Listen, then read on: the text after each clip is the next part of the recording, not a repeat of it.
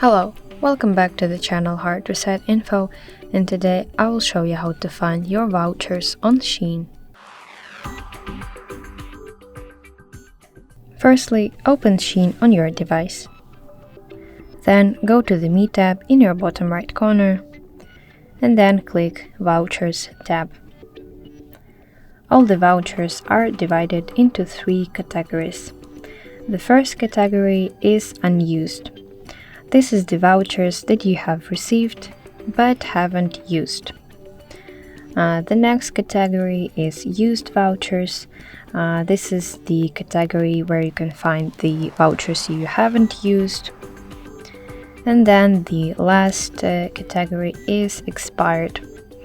Here you can see the vouchers that you have not used, and the time to use them has also passed. That's it. I hope you find this video helpful. Please don't forget to subscribe to our channel. See you later. Bye bye.